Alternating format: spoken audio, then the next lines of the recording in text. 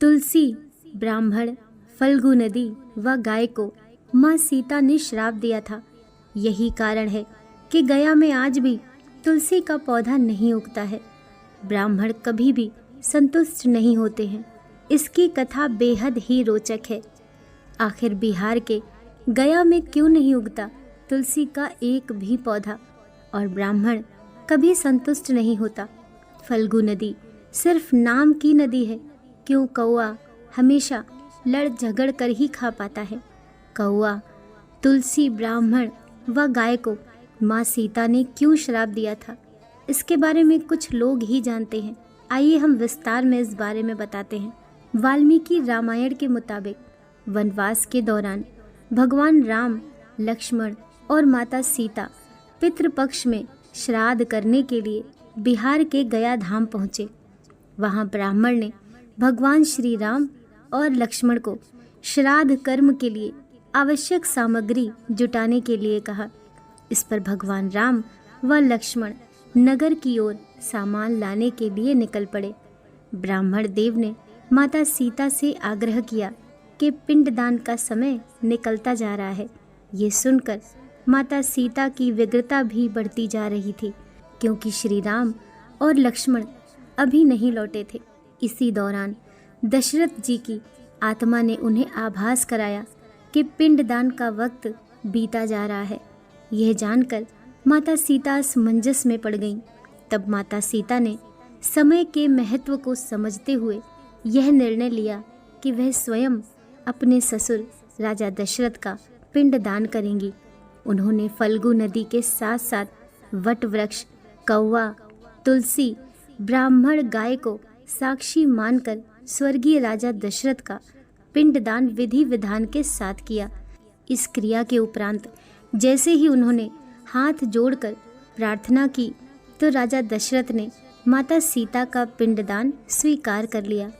माता सीता इस बात से प्रफुल्लित हुई कि उनकी पूजा दशरथ जी ने स्वीकार कर ली। इसके बाद उनके मन में संशय भी हुआ कि प्रभु राम इस बात को नहीं मानेंगे, क्योंकि पिंडदान पुत्र के बिना नहीं हो सकता। थोड़ी देर बाद भगवान राम, लक्ष्मण सामग्री लेकर आए और पिंडदान के विषय में पूछा। तब माता सीता ने कहा कि समय निकल जाने के कारण उन्होंने स्वयं पिंडदान कर दिया।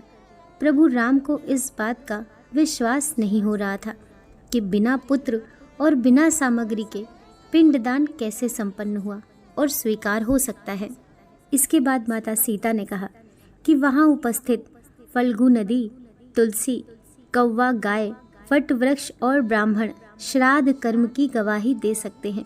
भगवान राम ने जब इन सब से पिंडदान किए जाने की बात सच है या नहीं पूछा, तब फल्गु नदी, गाय, कौवा, तुलसी और ब्राह्मण पांचों ने प्रभु राम का क्रोध देखकर झूठ बोल दिया कि माता सीता ने कोई पिंडदान नहीं किया। वट वृक्ष ने सत्य कहा कि माता सीता ने सबको साक्षी मानकर विधि पूर्वक राजा दशरथ का पिंडदान किया है।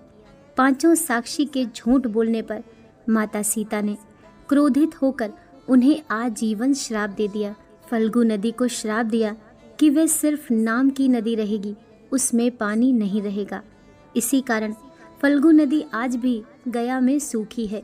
गाय को श्राप दिया कि गाय पूजनीय होकर भी सिर्फ उसके पिछले हिस्से की पूजा की जाएगी और गाय को खाने के लिए दर बदर भटकना पड़ेगा। आज भी हिंदू धर्म में गाय के सिर्फ पिछले हिस्से की पूजा की जाती है। माता सीता ने ब्राह्मण को कभी भी संतुष्ट ना होने और कितना भी मिले उसकी दरिद्रता हमेशा बनी रहेगी का श्राप दिया। इसी कारण ब्राह्मण कभी दान दक्षिणा के बाद भी संतुष्ट नहीं होते हैं। माता सीता ने तुलसी को श्राप दिया कि वह कभी भी गया की मिट्टी में नहीं उगेगी।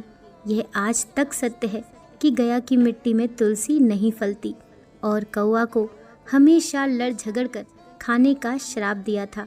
कौवा आज भी खाना अकेले नहीं खाता है। माता सीता ने जहाँ इन पांचों को श्राप दिया, वहीं सच बोलने पर वट वृक्ष को आशीर्वाद दिया कि उसे लंबी आयु प्राप्त होगी वह दूसरों को छाया प्रदान करेगा। पतिव्रता स्त्री उनका स्मरण करके अपने पति की दीर्घायु की कामना करेंगी। दोस्तों, कहानी पसंद आई हो तो वीडियो को लाइक कीजिए, चैनल को सब्सक्राइब कीजिए। मिलते हैं अगली कहानी के साथ।